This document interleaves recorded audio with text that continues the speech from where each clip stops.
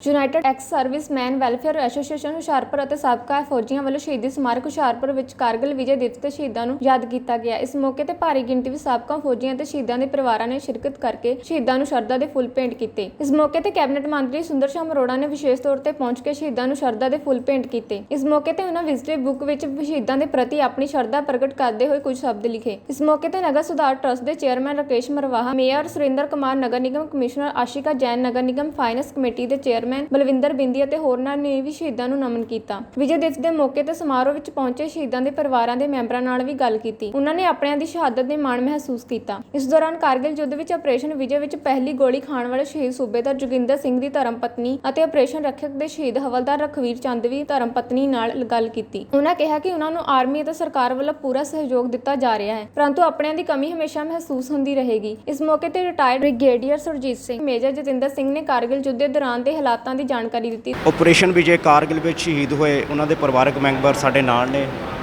ਲਖਵੀਰ ਚੰਦ ਜੀ ਜੋ ਕਿ ਦੇਸ਼ ਲਈ ਆਪਣੀ ਜਿਹੜੀ ਜਾਨ ਕੁਰਬਾਨ ਕਰ ਗਏ, ਦੇਸ਼ ਦੀ ਰਾਖੀ ਲਈ। ਇਹ ਜਿਹੜੇ ਸ਼ਖਸ ਹੁੰਦੇ ਨੇ ਆਮ ਸ਼ਖਸ ਨਹੀਂ ਹੁੰਦੇ, ਇਹ ਰੱਬੀ ਰੂਪ ਹੁੰਦੇ ਨੇ ਜੋ ਆਪਣੇ ਦੇਸ਼ ਲਈ, ਆਪਣੀ ਦੇਸ਼ ਦੀ ਜਨਤਾ ਲਈ ਆਪਣੀ ਜਾਨ ਕੁਰਬਾਨ ਕਰ ਦਿੰਦੇ ਨੇ। ਇਹਨਾਂ ਦੇ ਪਰਿਵਾਰਕ ਮੈਂਬਰ ਸਾਡੇ ਨਾਲ ਨੇ, ਇਹਨਾਂ ਨਾਲ ਅਸੀਂ ਗੱਲਬਾਤ ਕਰਦੇ ਹਾਂ। ਹਾਂਜੀ, ਸਤਿ ਸ਼੍ਰੀ ਅਕਾਲ ਜੀ। ਸਤਿ ਸ਼੍ਰੀ ਅਕਾਲ ਜੀ। ਅੱਜ 22 ਸਾਲ ਹੋ ਚੁੱਕੇ ਆ ਜੀ ਆਪਰੇਸ਼ਨ ਵਿਜੇ ਨੂੰ। 22 ਸਾਲ ਰਹਿੰਦੀ ਦੁਨੀਆ ਤੱਕ ਜਿਹੜਾ ਆ ਲਖਵੀਰ ਚੰਦ ਜੀ ਦਾ ਨਾਂ ਜਿਹੜਾ ਇੱਦਾਂ ਹੀ ਰਹਿਣਾ। ਇਹ ਸ਼ਹੀਦ ਹੋਏ ਆ, ਉਹ ਅਮਰ ਹੋਏ ਆ। ਕੀ ਕਹੋਗੇ ਤੁਸੀਂ? ਸਰ, ਜਿੱਥੇ ਮੈਨੂੰ ਮਾਣ ਹੈ ਕਿ ਮੇਰੇ ਹਸਬੈਂਡ ਕਾਰਗਿਲ ਲੜਾਈ ਲਈ ਸ਼ਹੀਦ ਹੋਏ ਆ, ਉੱਥੇ ਬਸ ਇਹ ਕਿ ਮੈਨੂੰ ਜਿਹੜੀ ਉਹਨਾਂ ਦੀ ਕਮੀ ਆ ਪਰਿਵਾਰ ਨੂੰ ਪੂਰੀ ਜ਼ਿੰਦਗੀ ਭਰ ਕਮੀ ਖਲਦੀ ਰਹਿਣੀ ਆ। ਵੈਸੇ ਮੈਨੂੰ ਬਹੁਤ ਮਾਣ ਹੈ ਕਿ ਉਹ ਦੇਸ਼ ਦੀ ਖਾਤਰ ਸ਼ਹੀਦ ਹੋਏ ਆ। ਬਿਲਕੁਲ ਉਹ ਕਮੀ ਤਾਂ ਪੂਰੀ ਨਹੀਂ ਹੋ ਸਕਦੀ, ਪਰ ਜਿੱਦਾਂ ਤੁਸੀਂ ਕਹਿੰਦੇ ਵੀ ਤੁਹਾਨੂੰ ਵੀ ਮਾਣ ਆ, ਸਾਨੂੰ ਵੀ ਮਾਣ ਆ ਸ਼ਹੀਦਾਂ ਦੇ ਉੱਤੇ। ਤੇ ਇੱਕ ਗੱਲ ਮੈਂ ਤੁਹਾਨੂੰ ਜ਼ਰੂਰ ਪੁੱਛਣਾ ਚਾਹੂੰਗਾ, ਜੰਗ 'ਤੇ ਜਾਣ ਤੋਂ ਪਹਿਲਾਂ, ਕਿਉਂਕਿ ਸਾਰਿਆਂ ਨੂੰ ਪਤਾ ਸੀ ਬਹੁਤ ਵੱਡੀ ਜੰਗ ਉਹ ਜਿਹੜੀ ਲੱਗੀ ਹੋਈ ਆ ਕਾਰਗਿਲ ਦੀ, ਉੱਥੇ ਜਾਣ ਤੋਂ ਪਹਿਲਾਂ ਤੁਹਾਡੇ ਨਾਲ ਉਹਨਾਂ ਦੀ ਕੀ ਗੱਲਬਾਤ ਹੋਈ ਜਾਂ ਫੋਨ 'ਤੇ ਕੀ ਗੱਲਬਾਤ ਹੋਈ ਉਸ ਤੋਂ ਪਹਿਲਾਂ? ਸਰ, ਉਹ ਪਹਿਲਾਂ ਇਹੀ ਕਹਿੰਦੇ ਹੁੰਦੇ ਸੀ, ਕਮਲੇਸ਼, ਜੇ ਮੈਨੂੰ ਅਗਰ ਕੁਝ ਹੋ ਵੀ ਜਾਂਦਾ ਮੈਂ ਜ਼ਿੰਦਗੀ ਦੇ ਵਿੱਚ, ਤੇ ਮੇਰੀਆਂ ਬੱਚੀਆਂ ਨੂੰ ਚੰਗੀ ਐਜੂਕੇਸ਼ਨ ਕਰਵਾਵੀਂ ਤੇ ਮੇਰੇ ਬੱਚੇ ਨੂੰ ਥੋੜ੍ਹਾ ਵਧੀਆ ਮਕਾਨ ਬਣਾ ਕੇ ਦੇਵੇਂ, ਤੇ ਕਹਿੰਦੇ ਬੱਚਿਆਂ ਮੇਰਿਆਂ ਦਾ ਖਿਆਲ ਰੱਖੀ, ਕਹਿੰਦੇ ਸੀ। ਤੁਸੀਂ ਬਾਕੀਆਂ ਨੂੰ ਕੀ ਸੰਦੇਸ਼ ਦੇਣਾ ਚਾਹੋਗੇ? ਕਿਉਂਕਿ ਜਿੱਦਾਂ ਮਰਜ਼ੀ ਅਸੀਂ ਕਹਿ ਲਈਏ, ਜਿਹੜੀ ਇਹ ਕਮੀ ਹੈ ਪੂਰੀ ਤਾਂ ਨਹੀਂ ਹੋ ਸਕਦੀ। ਬਾਕੀਆਂ ਨੂੰ ਕੀ ਕਹਿਣਾ ਚਾਹੋਗੇ ਤੁਸੀਂ?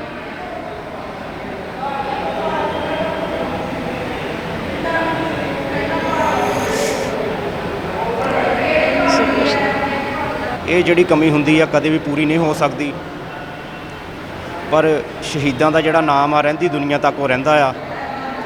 ਤੇ ਸਾਡੇ ਨਾਲ ਅੱਜ ਇਹ ਮੌਜੂਦ ਸਨ ਇੱਥੇ, ਕਿਉਂਕਿ ਅੱਜ 22ਵੀਂ ਜਿਹੜੀ ਆ ਵਰ੍ਹੇਗੰਢ ਜਿਹੜੀ ਕਾਰਗਿਲ ਦੀ ਜਿਹੜੀ ਜੰਗ ਦੀ ਜਿੱਤ ਦੀ ਉਹ ਮਨਾਈ ਜਾ ਰਹੀ ਆ।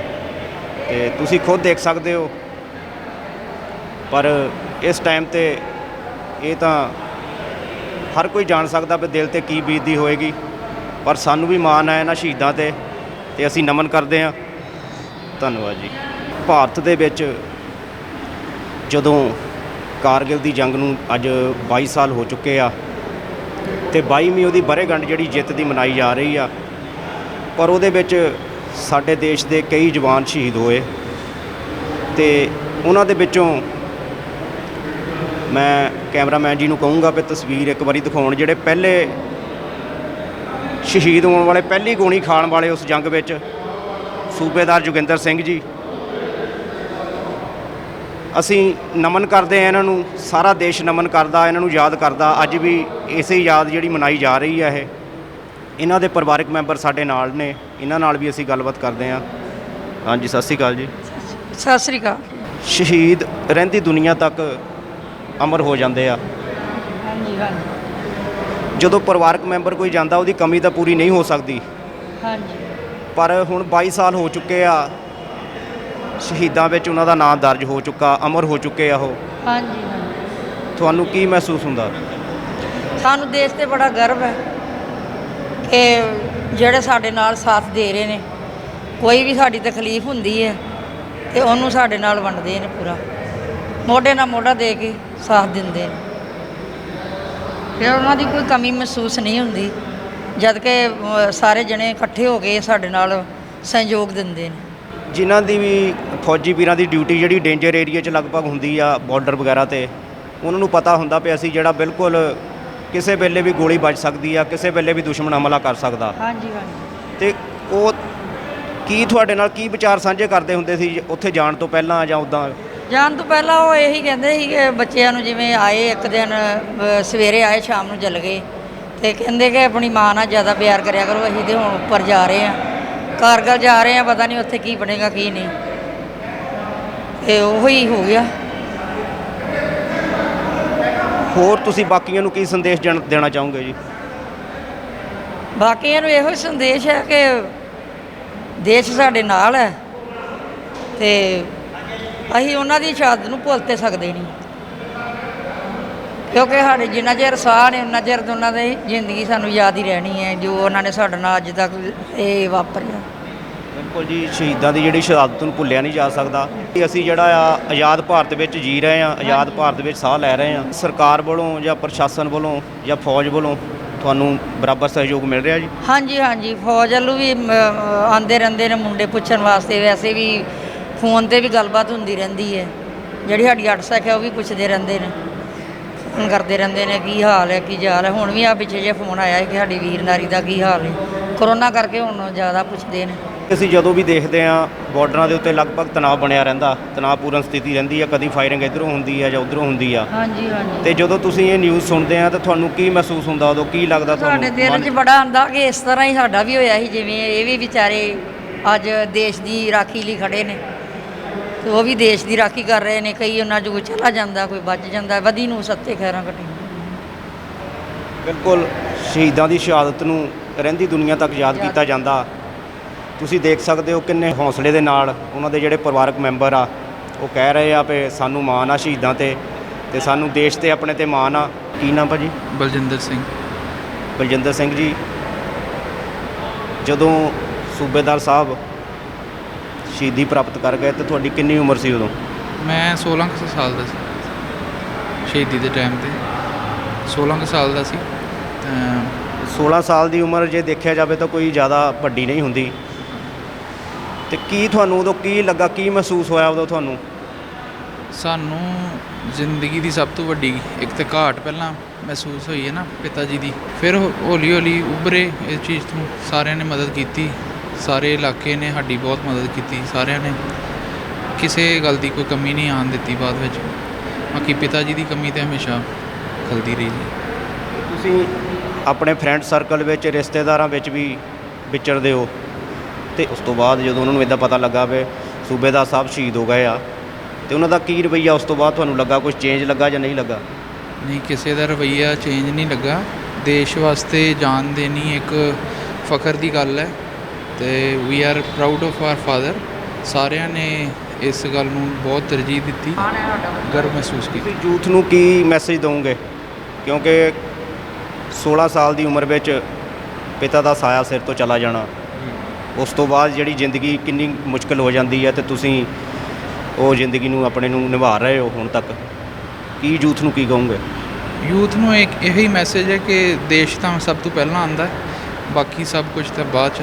ਦੇਸ਼ ਵਾਸਤੇ ਜਾਨ ਦੇਣੀ ਮਤਲਬ ਫਖਰ ਦੀ ਗੱਲ ਹੈ। ਅੱਗੇ ਆਓ, ਆਰਮੀ ਜੁਆਇਨ ਕਰੋ, ਦੇਸ਼ ਵਾਸਤੇ ਬਿਲਕੁਲ ਸਰਹੱਦਾਂ ਦੀ ਰਾਖੀ ਕਰੋ। ਕੈਡ ਬ੍ਰਿਗੇਡੀਅਰ ਸੁਰਜੀਤ ਸਿੰਘ, ਮੈਂ ਹੁਸ਼ਿਆਰਪੁਰ ਸੈਟਲ ਹੋਇਆ ਦਾ। ਮੈਂ ਇਨਫੈਂਟਰੀ ਤੋਂ ਹੈਗਾ ਆ, ਅਤੇ ਮੈਂ 2002 ਦੇ ਵਿੱਚ ਰਿਟਾਇਰ ਹੋਇਆ ਸੀ। ਅੱਜ ਅਸੀਂ ਸਾਰੇ ਇਕੱਠੇ ਹੋਏ ਹਾਂ ਕਾਰਗਿਲ ਦਿਵਸ ਮਨਾਉਣ ਵਾਸਤੇ। ਅੱਜ ਜਿਹੜਾ 22 22ਵਾਂ ਕਾਰਗਿਲ ਦਿਵਸ ਹੈਗਾ, ਤੁਹਾਨੂੰ ਸਾਰਿਆਂ ਨੂੰ ਪਤਾ ਹੈ ਕਿ 1999 ਦੇ ਵਿੱਚ ਇਹ ਕਾਰਗਿਲ ਦੀ ਯੁੱਧ ਹੋਈ ਸੀ। ਇਹ ਯੁੱਧ ਉਦੋਂ ਹੋਈ ਸੀ ਜਦੋਂ ਇਹ ਜਿਹੜੀ ਸੜਕ ਜਾਂਦੀ ਹੈ ਸ਼੍ਰੀਨਗਰ ਤੋਂ ਦਰਾਸ ਕਾਰਗਿਲ ਹੁੰਦੀ ਹੋਈ ਲੇਹ ਤੱਕ, ਉੱਥੇ ਦਰਾਸ ਔਰ ਕਾਰਗਿਲ ਦੇ ਇਲਾਕੇ ਦੇ ਵਿੱਚ ਜਿਹੜੇ ਉੱਚੀਆਂ ਪਹਾੜੀਆਂ ਨੇ, ਉਹ ਜਿਹੜੀਆਂ ਸਾਡੇ ਇਲਾਕੇ ਦੇ ਵਿੱਚ ਹੁੰਦੀਆਂ ਸੀਗੀਆਂ।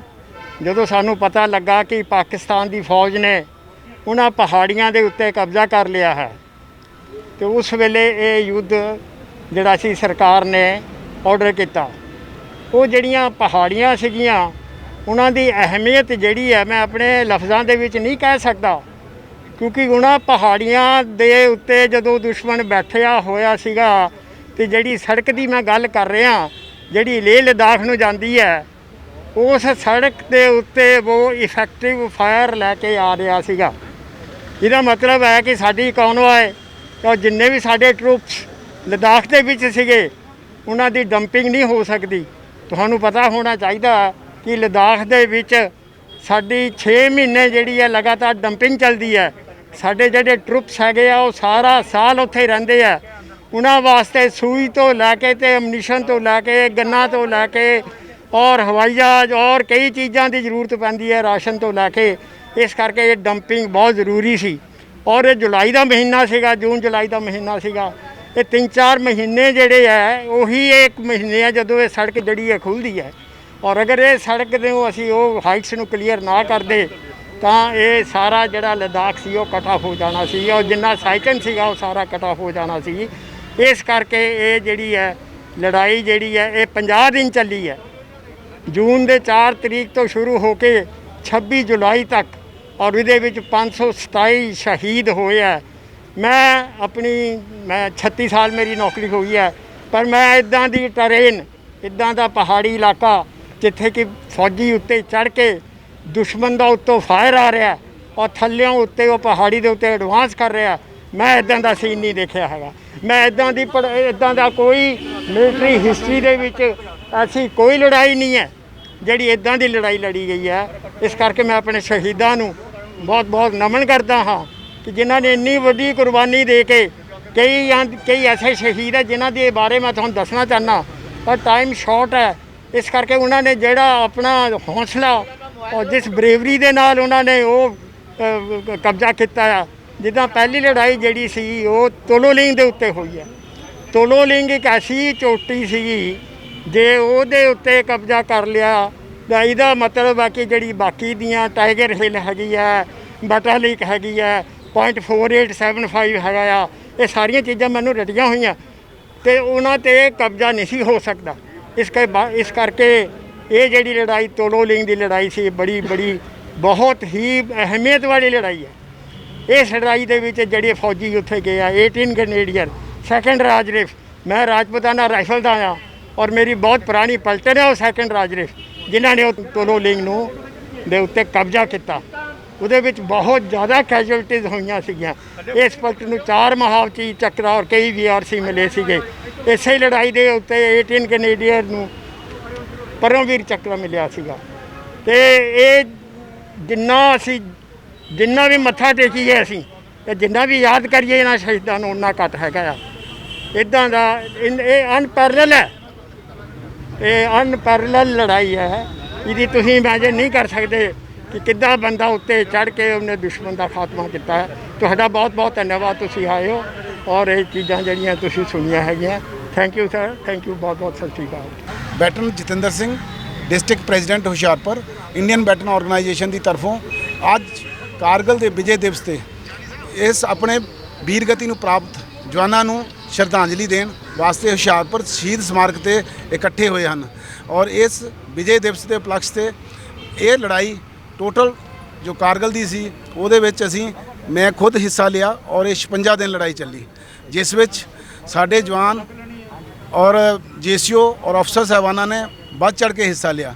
ਇਸ ਲੜਾਈ ਦੇ ਵਿੱਚ ਸਾਡੇ ਟੋਟਲ 527 ਜਵਾਨ ਕੈਜੁਅਲਟੀ ਹੋਏ ਔਰ 1000 ਸਮਥਿੰਗ ਜ਼ਖਮੀ ਹੋਏ, ਜਦ ਕਿ ਪਾਕਿਸਤਾਨ ਦੀ ਤਰਫੋਂ ਇਹ ਡਾਟਾ ਆਫੀਸ਼ੀਅਲ ਨਹੀਂ ਕੀਤਾ ਗਿਆ। ਜੋ ਸਾਡੇ ਅਨਅਫੀਸ਼ੀਅਲ ਡਾਟੇ ਦੇ ਹਿਸਾਬ ਨਾਲ 1200 ਤੋਂ 2300 ਤੱਕ ਜਵਾਨ ਉਹਨਾਂ ਦੇ ਸ਼ਹੀਦ ਹੋਏ ਔਰ ਨੰਬਰ ਆਫ 1000 ਜੋ ਕਿ ਜ਼ਖਮੀ ਹੋਏ। ਸਭ ਤੋਂ ਪਹਿਲਾਂ ਪਾਕਿਸਤਾਨ ਇਸ ਲੜਾਈ ਨੂੰ ਆਪਣੀ ਲੜਾਈ ਨਾ ਮੰਨ ਕੇ ਇਨਫਿਲਟ੍ਰੇਟਰ ਔਰ ਕਸ਼ਮੀਰ ਦੇ ਜਿਹਾਦੀਆਂ ਦੇ ਨਾਮ ਦਿੱਤਾ ਗਿਆ।